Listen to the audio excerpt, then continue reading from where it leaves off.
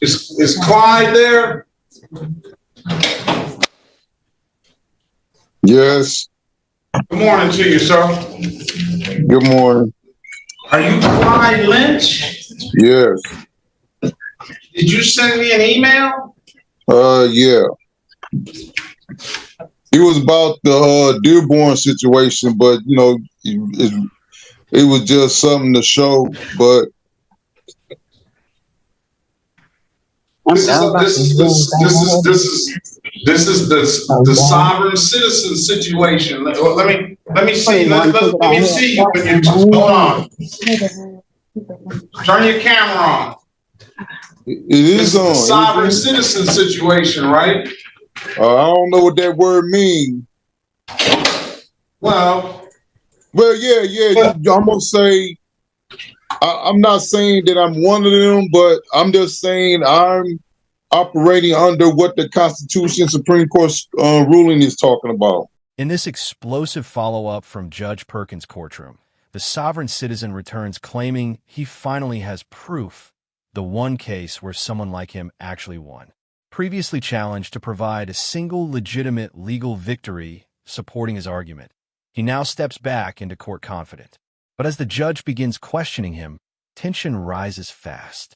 The bold claim starts unraveling when it becomes clear he may not fully understand what winning a case actually means in legal terms. What is that? What's Supreme Court ruling? Well, Your Honor, let's just proceed with the case. I know that's what we're doing now. I don't even want to let's proceed because I'm supposed to receive videos of the of the traffic stops. All right, you have only one video. And when let's see Lynch's file. No, those sovereign citizens gonna make me faint. Well, Your Honor, when the officer pulled me over and he said that, I didn't say those words. I just told him I'm operating under the Constitution, you know, and that's all else I said to him. And he just basically lied, said I was disgruntled, asked for backup and all that. And the video would show I wasn't even whatever, I can't think of the word he said, but he was saying I need backup. I have a irate or whatever word he said, and that was not even true. All right. Well, what I'm going to say is if some video exists, the last time you were here, I know it was set for trial because Corporal Bennett appeared and Officer Dunn appeared. I don't see anything here that says anything about requesting video. I sent it to the law department, and I believe I sent it to you that day because you gave me the email address, and I sent the email. Let me check my email. Because I sent it to the wrong. I believe I remember you. I remember you saying that. Yeah, I sent it to the wrong email address, and I had to send it. I had to write it correctly. Was this sent to me by mistake? I got Dearborn 19 District Court stuff? Yeah, I just sent that like a couple of days ago because when I went to go get all my files, the affidavit, one page was missing out the affidavit, which was the body of the affidavit. And I haven't heard anything about it until I went up there to check on my paperwork, and then they gave me a bill. So I just walked out the courtroom. I've been trying to find some federal assistance on that because all my documents gone, CDs, DVDs, all that, all my paperwork. Only what they gave me, and I'm like, it's supposed to be another page to this. They say that's all they had. So I got all the recordings of the whole transaction and everything. Well, I know something, Mr. Lynch. I can appreciate you, and I will definitely listen to any kind of argument that you have, and I'm going to make a ruling on it. But at the end of the day, this Constitution and stuff argument, I haven't seen it work. I'll just let you know. And Well, the stuff that you gave me last time, we had a long conversation about that. And it's just not, I want to make sure all of the stuff is in this file now too. It's just, what you're saying is just not, the state of the law.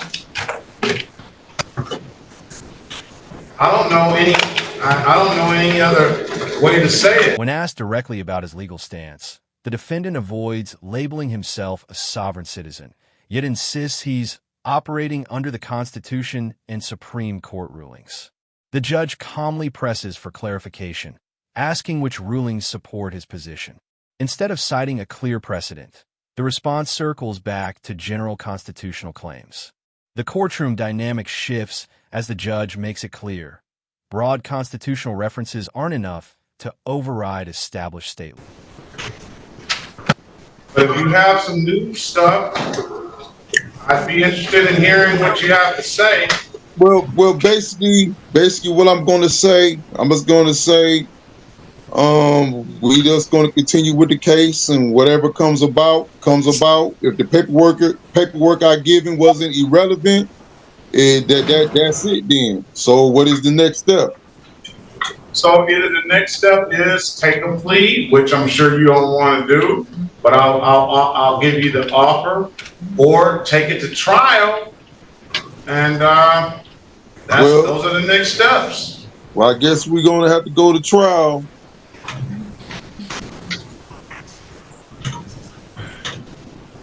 I'm gonna set it for a jury trial too, so you can bring this in front of a jury of your peers and see, what they say. And I guess you don't want a lawyer, right? The other cases that I had got dismissed for the same situation. So Say what? the other cases I had for this was dismissed, and you told me to give you one name of one person, and I could have said it then and there. It was myself. I had court cases for the same thing, and it was dismissed on whatever circumstances happened. The defendant argues that during his traffic stop, he simply told the officer he was operating under the Constitution. He claims the situation escalated unnecessarily. But Judge Perkins explains something critical. Constitutional arguments must align with actual legal precedent. The judge firmly states that the materials previously submitted don't reflect the current state of the law. The courtroom becomes a masterclass in how real legal standards differ from internet legal theories. Trey versus Clyde Darnell Lynch. Case numbers. How you doing? SP 1537940, counts 1 and counts 2. SP 1554736, counts 1 and counts 2. SP 1558135, counts 2 and counts 3. SP 1590696, counts 1 and counts 2. Mr. Lynch, state your name for the record, please. Clyde Lynch. All right. So, Mr. Lynch, let me ask you this, and this is just to understand, try to really get a grasp of your position. I understand you're why don't you, if you're not a sovereign citizen, usually sovereign citizens tell me, I don't want a lawyer. If you're not claiming the sovereign citizenship, why don't you get a lawyer to help you out with this? I can't never find no attorney. The last attorney I got, they was telling me you should have just took a deal, you should have paid the ticket, and you really can't find nobody who's going to take your case. So basically, I'm in limbo, and basically all I have to say, not guilty with impunity.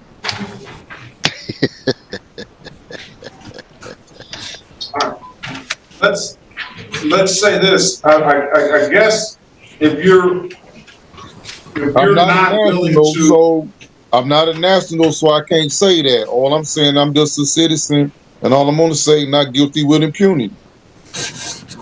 Well, how are you immune to this?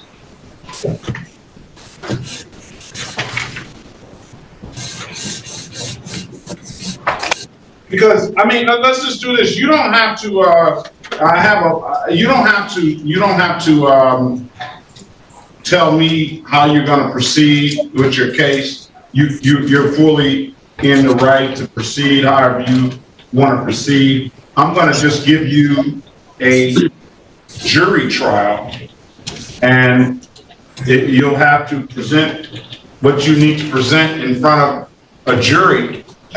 Will you allow me to assign a lawyer to you just for the purposes of, helping you out with the courtroom procedure and stuff? In a surprising twist, Judge Perkins offers a strategic option, a jury trial. The judge openly explains that based on the arguments presented so far, he would rule against the defendant under the law. However, a jury of peers could interpret things differently.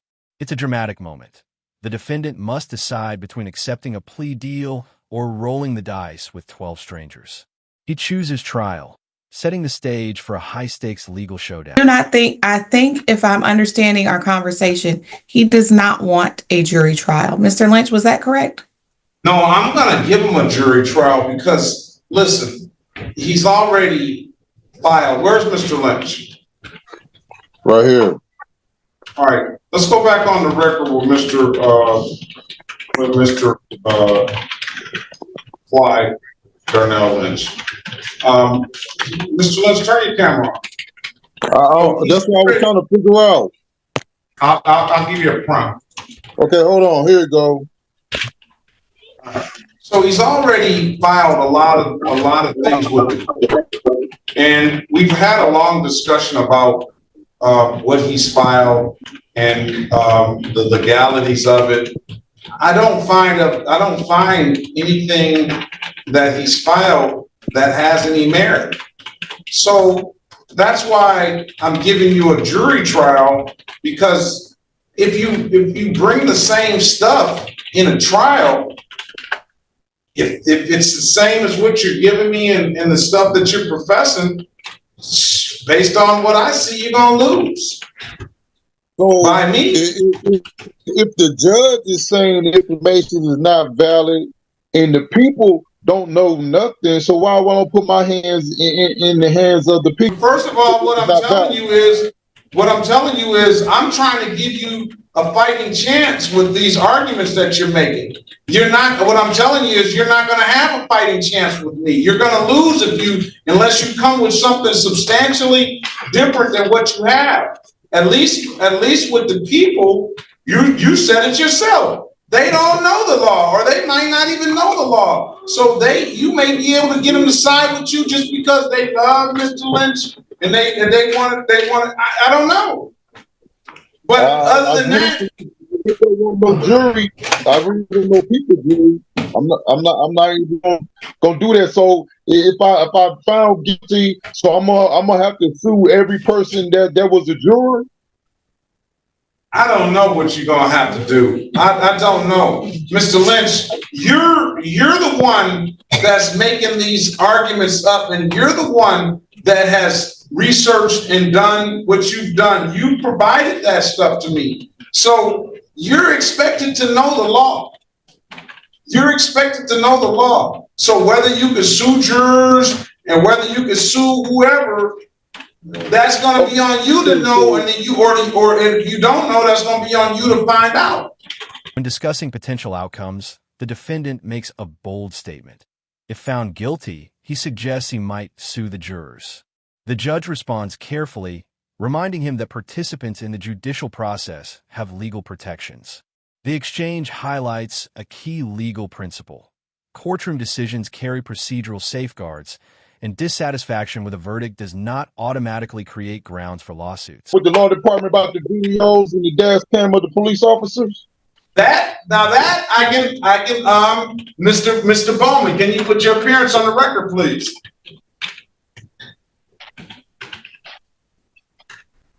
Honor, Mr. Bowman, for the people, P33764. All right. Now, Mr. Lynch, now I can potentially help you if the stuff exists.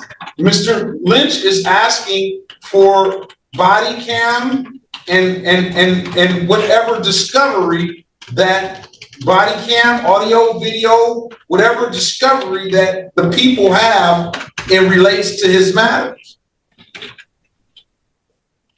Your Honor, I understand that. And discovery would be provided if he files a valid request pursuant to the court rule for discovery. So you saying I haven't done that previously? I don't send it to the law. Hold on, Mr. Lynch. Your Honor, if I'm not mistaken, the court rule just says upon request. He's made his request today. I don't think that there's anything in the court rule that requires anything other than him making a request. Mr. Lynch has made his request for discovery, and I believe it's supposed to be provided to him.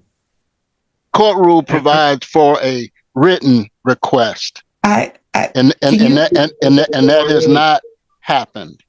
All right, let's the discovery rule 6 point. We're gonna know this discovery rule, and you got it Forward and backwards. Yeah, you need to get this book. You need to get this book, Mr. Lynch. As the hearing continues, the focus shifts to body cam footage and discovery requests. The defendant insists he requested the videos, while the prosecutor emphasizes that formal written procedures must be followed. The judge steps in, referencing court rules and clarifying the process. What follows is a tense exchange between legal procedure and self-representation, proving once again that understanding courtroom rules is just as important as understanding constitutional rights.